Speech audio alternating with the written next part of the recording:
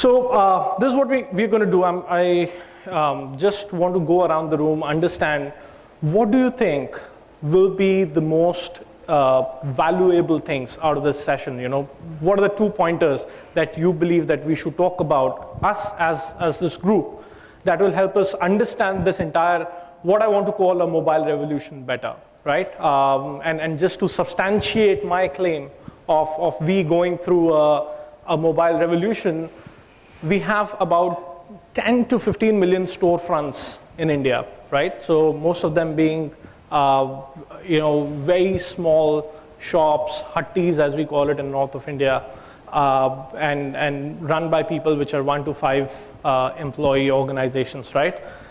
That's the reach that we have, and compared to the online reach, which we already say, we have more than 300 million people who are online looking to buy, about 80 million of them who've already bought online and bought things like, I don't know, I couldn't imagine when we started Foodpanda and Print Venue, we actually had to go to these vendors, restaurants, and tell them that, this is a thing which we call computer. And it was not very long ago, it was 3 years ago. And we were telling them, nahi, bhai sahab, is pe order. Most of you understand Hindi, just a bit if I use it. Yeah? Okay. So we actually used to tell them that, guys, is pe order aa sakte hain, and we will help you get orders. It was a very, very different mindset that these guys were in. They always used to think that we will only cannibalize their business and take certain cut out of it, and they have nothing to gain. Now, flip to 3 years later, I think the game is completely reversed. People understand that there are about 400 million people who are connected to internet through their mobile devices, and that's the opportunity we are talking about.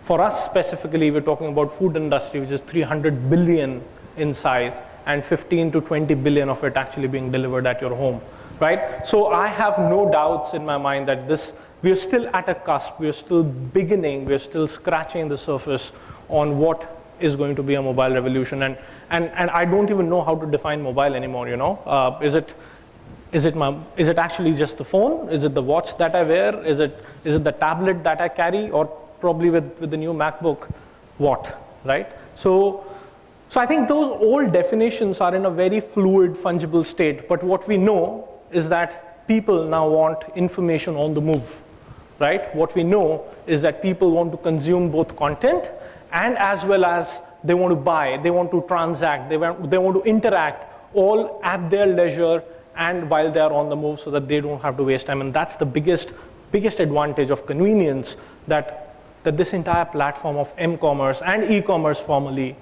has brought to the foray, right? Again, when we started 3 years ago, the best thing that you could think of buying online was कि मैं US से eBay पे I will get a laptop which will cost me 5,000 lesser than if I buy it in India.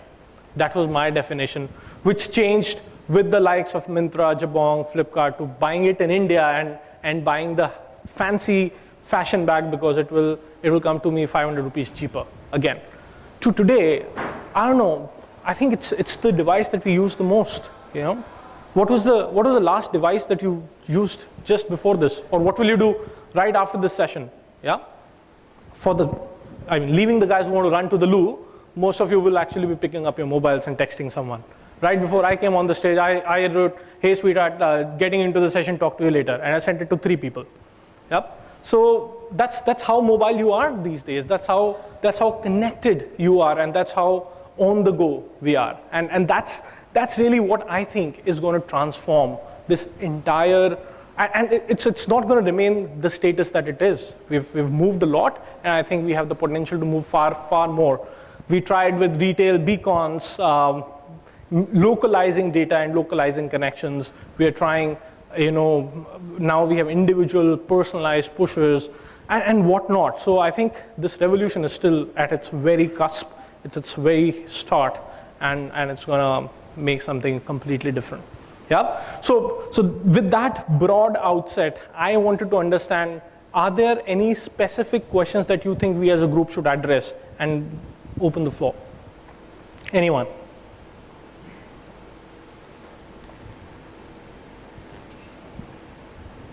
Particularly for Can someone just type them so that we ensure that you are fine? Sorry. Yeah, I'm Ashwin representing Vigo.com. So I would be interested in hearing what are the kind of innovations which mobiles have to make from the product point of view, particularly for Indian consumers, because it's fairly developed across, but it's a different game. So that's what I would be interested in. Yeah. Let's talk about that. So first question is, what do we need from a product standpoint to make sure mobile works in India? And I will get back to that. I have multiple answers on this.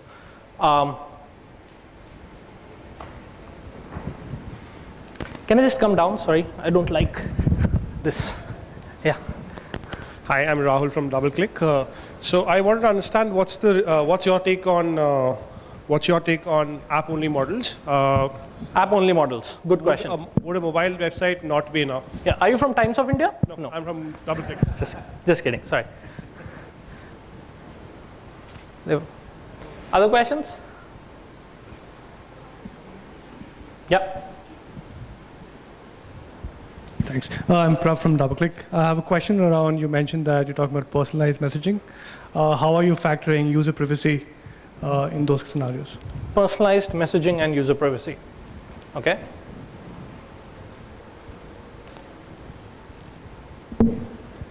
I don't know how this thing, but it applies to all businesses that rely on some kind of inventory predicting. For example, even Foodpanda.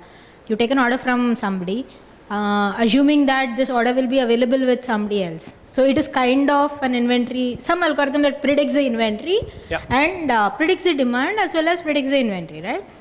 So can we discuss something about that? Because I think this is a very, very interesting problem that almost every business that wants to move to e-commerce needs to address. Agreed. So basically supply chain prediction and fulfillment. Okay, fair enough.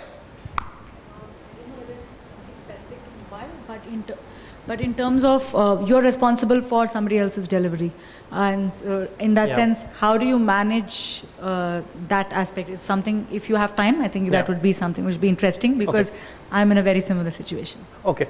Just to add on, like, how do you protect your brand in a situation where you're not really responsible? Where you're not in fully control, Yes. in full control. I think it's both aspects of that last mile fulfillment. I think it's both sides. You know, how do we manage it and how do we save our behind? Yeah, hi. So you talk about the product and other part, but in this clutter of retailers, how you manage the quality user acquisition? That's a big challenge. So. Yeah, I'm still figuring. So user acquisition. Fair enough. Nice. Any others? Should we start? Okay, so can you just help me get all of those on the screen? Let me start with the last one first, because that's the part where I think it's the most exciting bit, right? And I think we're all in a rash driving mode somewhat. You know, it's the opportunity, like I said, is so immense, it's so huge that it's very easy to get carried away and put on the gas a bit more than what we should have. So one of the things that we have to maintain as marketers, and especially when you know you have the money to burn, is what's the best use. And again, coming back to the point, how do you ensure that your acquisition is actually a good acquisition and not someone bad? People use things like lifetime values, which are good if you have 3 to 5 year data, which luckily at this point we have, but not for nascent companies, right? So while that is a good tool, most organizations today in the mobile space, being very young, lack the expertise and the data to go that way. In those scenarios, what we have to ensure is we define various levels of P&L, so to say. What we have to make sure that whatever you're doing at an order level should make you money, period. Yes, you know the customer will return. It's very easy to say that customer will return 10 times and thereby I can spend and splurge whatever money I want to on that customer today. Not true. That guy is not going to come back. One of the things we absolutely know is that if you're getting a customer for free where he's not paying something, that bugger is not going to come back. Not going to come back. We've tried multiple things, and I can say in the 2-3 businesses that I've been part of, it has never happened that something for free has ever given back us a good acquisition customer. So that's point number 1. Point number 2 is, I think you have to do a cost benefit analysis as a customer, and that's one thing that we often forget, that ultimately you have to put yourself into your customer's shoes and see, why would I do this? Is this discount the only reason why I want to come to this platform? And we do this as Foodpanda, and we've been generally saying that we do a lot of discounts, but the point is, what we really want to stand for is, how much time should it take for you to order something you like? And food as a category, generally you divide your mood into one of the two. Either you are in your comfort food mood, which means I need that chicken biryani from that particular place. And I would almost always in the comfort mood want to have that. Or I would be in an experimentative mood where you bring it on. Yeah? Whether it's in terms of a new restaurant, whether it's in terms of a new dish, or whether it's a completely different cuisine. You want inspiration there. You're not looking for anything specific, and what you just want is something different than what you've had. Our philosophy is that if you are in your comfort mood, which is at least half the times, it should not take you more than 30 seconds to reorder. If that happens, including payments, including everything, that's when we have added the right value, whether it's on product. You asked the question on product. The same thing. Then we have added the value to the customer from product standpoint and taking it all the way through till fulfillment. And that's a very important chain that people forget, because one of the biggest things that I would say differentiates retail from e-retail or m-retail is the fact that your supply chain is the last mile, versus retail, where your supply chain is the first mile. If you don't have it in the store, you lose the opportunity, but the customer never comes back and screws you on it. On the other hand side, for e-retail, m-retail, you have to maintain those service standards post the sale, and thereby you're always walking a very tight rope. Yep. And food, again, sorry, I come back to it, is such an emotional category in itself, especially for the ones who hail from north of India. I mean, generally people have 3 times, yeah? Yes. So generally people have like 3 meals. If you're a Punjabi, you have 5, right? And each one of them is also 5 times the size that everyone else has it. So, and for us, if you do not get us the right food at the right time, dude, our language is also very good, We start with expletives and we end with expletives. And that's what we deal with almost every day. I don't care if I didn't want to have that one butter naan which you missed out. The fact is that you missed out the butter naan and you're screwed. So reliability, very, very, very important. And consistency is very, very, very important, right? So that's what differentiates between the two.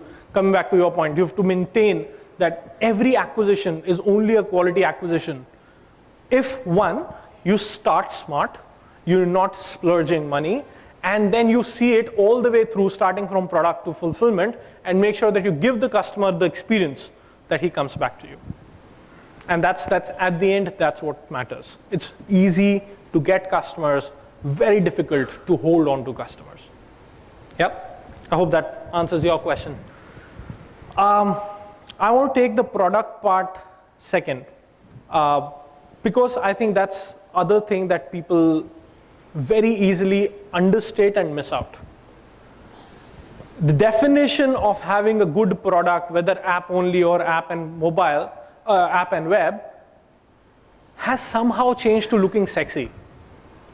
It helps, I'll not kid you. It helps to look nice, it helps to look chic, but it helps much more to be functional.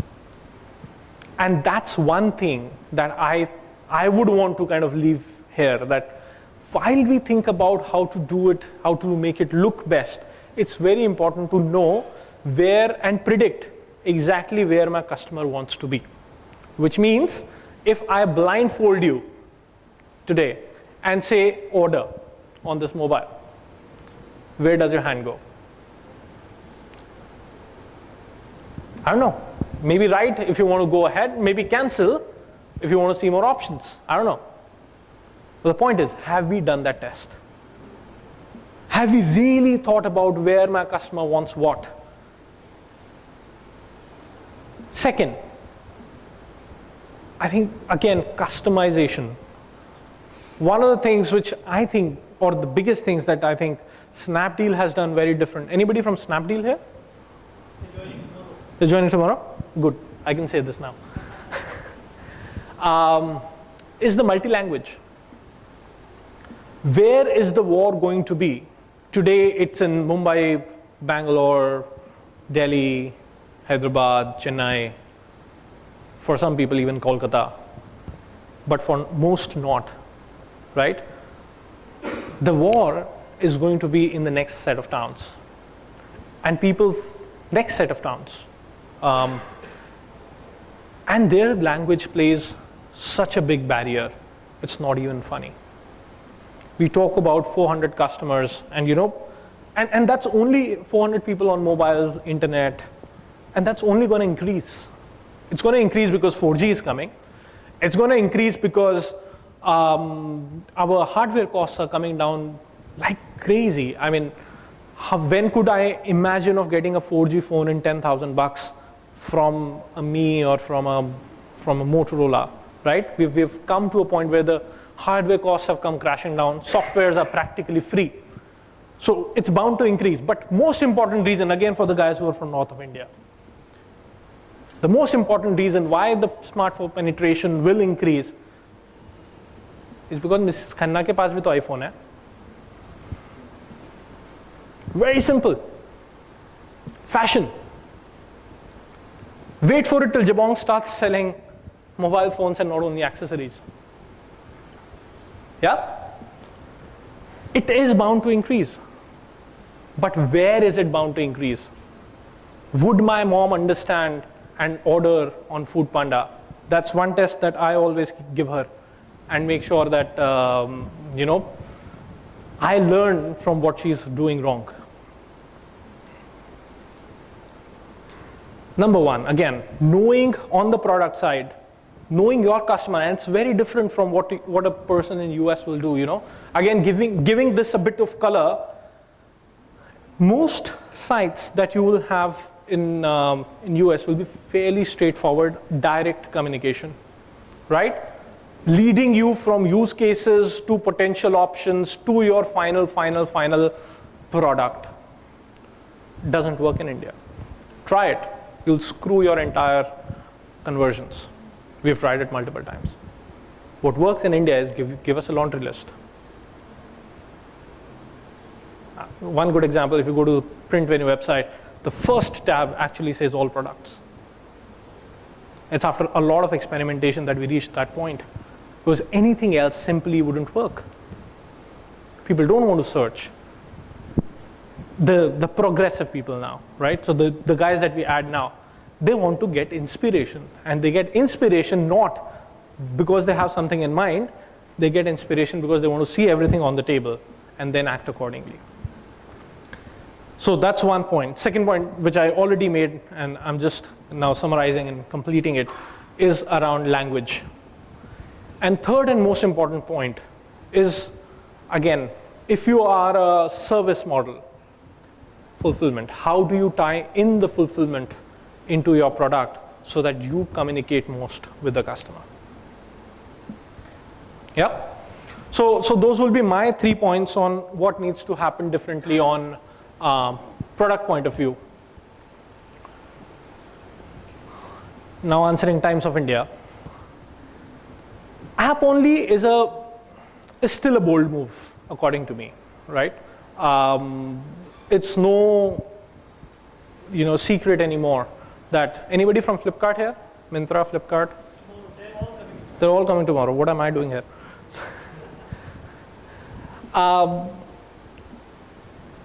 it's no secret that they did see a significant drop once they moved away from web to an app-only model.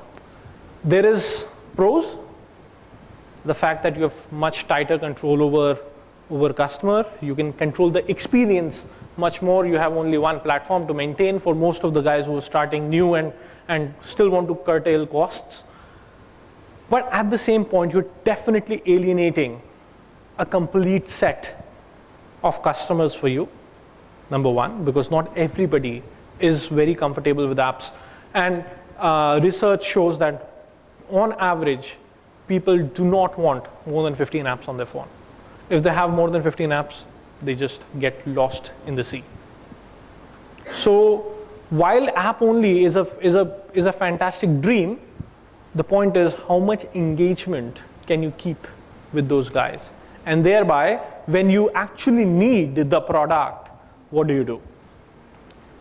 Going back to the same thing, going back to your customer and understanding and realizing what suits your customer the most, what suits your category the most. Again, there is no one answer for all questions, all business models. But again, I would still say we are at a point where we have to be cautious and not just go app only because that's the fashion. Let me come to privacy in the end. Let me talk about fulfillment and prediction and inventory a lot. Inventory is specifically a problem for marketplace models. Yep. Specifically for marketplace models because you lose control on far lot more than what you gain control on. And that also answers a bit of your question, right? The problem generally is how much you want to control the quality versus the breadth that you want.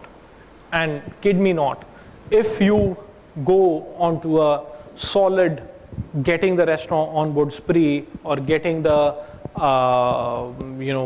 merchants on your platform fee spree, you are bound to screw it up. You are bound to screw it up because you're not ready. Unfortunately, all the life cycles that I've seen for most marketplace models, who all are here actually marketplace models leading? Don't tell me they're all coming tomorrow. Yep. So unfortunately for all marketplace models, the lifespan to half maturity that I've seen is way too low. We start, and that's also because of the immense liquidity, which is good for the entrepreneur that we have seen in the market lately, but the signs are that it's going to go back and अच्छे दिन खत्म होने वाले. But till the point that it has been, what's worrying is that generally people take 3 to 6 months to say that we have found the right business model and now we want to scale. There's this analysis that I was seeing in this particular year, the time difference between a seed round and a Series A round has been less than 100 days. Less than 100 days on average from you getting 3 crore rupees to you getting 50 crore rupees on average again. You're bound to make mistakes. So how do you keep a level head, make sure that you put signs, and this is another one of the articles I was reading where it says that this entire revolution of e-commerce and m-commerce is equal science, equal art. In all our calculations, we forget the part that there is some art involved. Because again, the solid example of this was customer segmentation. When you start to look at your base, what are the 5 experiments you would run is itself an art. You have infinite options to cut, slice, dice your base. Infinite options. What are the 5 that you pick is really what is going to define what the final answer is, right? That's a consideration set. And that's where people go wrong. That's exactly where people go wrong. And That is what needs to be learned through experience. Some of it is obviously brought by your partners, which are venture capitalists and other advisors on board, but most of it needs to be done by the team on the ground, because if they don't believe it, it's not going to happen. Yeah. So that's the first bit for me. I think marrying the inventory with data, with experience, with actually being on the ground and understanding for a while, and making sure that your team, who's going to be ultimately your ambassadors, understand what to take up, what not to take up, to ensure that your last minute perils are somewhat solved for. Second, again, a very important problem for hyperlocal businesses like us. Let's not chew too much together. People ask me how many cities you are in. We say we are in 150 cities. How many cities you are doing delivery in? We are doing delivery in 10 cities. Why? There is part which is self-scalable. That part is technology. There's a part which you actually need to work on and scale, and where a lot of value to the product is added. That's your last mile for e-commerce, m-commerce. That's understanding your customer for e-commerce, m-commerce. And for retail, it's mostly understanding the demand side of it and not really the supply. Those are the things that we need to focus on and chew them as we go along, because again, coming back to the same point, it's not going to solve for itself, and you will have to be the one who's running it on the ground, ensuring this works, then this works, then this works, and then this works. I can give you examples again. What we find as the right inventory for Gurgaon is very different from what we find as the right inventory for Rajouri. For people who are remotely aware of Delhi geography, Gurgaon is the more upcoming here and now market, and Rajouri is still a little old school, very Punjabi dominated. I only want to have butter chicken and dal makhani kind of people. That's what works there. And this is what works here. And that's the nuances you have to understand, because the moment you do it at country level and city level, you're screwed. There is no redemption from the point you start looking at cities, just for hyperlocal, and from the point you start looking at country. For retail, one thing, and I've been part of certain retail transformation programs, it is always at the store. It is always and always and always at the store. How do you enable the guys? How much technology? I understand these fancy beacons, etc., still under trials, not the most successful bit, but at least happening. And that's what we need to understand. How do we manage and squeeze the best out of my footfalls? By the way, there are studies which say that 45% of the people walking into store are parallelly checking rates on their mobiles. This is a US study, so India might be a bit lesser, but we'll get there. So while you're doing the product discovery at the store, your price discovery is still happening online. And you're buying things sitting in the store from Flipkart, from Amazon, from Jabong, from Myntra. Which is why you see a lot of these players, Amazon, Jabong, they started having stores in cities. FabFurnish was another dear friend and one of the first ones to do it. You cannot buy at the store. You cannot take the chair. You cannot, even if it's a small stool, you cannot carry it home. Have, look and feel, buy. By the time you reach home, it will be delivered. That's the kind of models people are now experimenting with. That's what I believe will bring on the last mile transformation, and that is what we need to solve for. There will still be 1%, 2% cases which will go wrong initially. Ultimately, we all strive for Six Sigma, right? 99.999. But till you get there, there will be points where you get wrong. And that's what you need to handle very sensitively. For us, food as a category, again, very sensitive topic anyways. So you have to be even more courteous. You have to be even more apologetic, empathetic towards the customer. But these are small things which you can only further reduce but can never eliminate. How reliable your service is, how tight your monitoring and control is, and how fleshed out your processes are will define what percentage that is. I know people in the market, our competitors, who have this percentage at 40. Yep.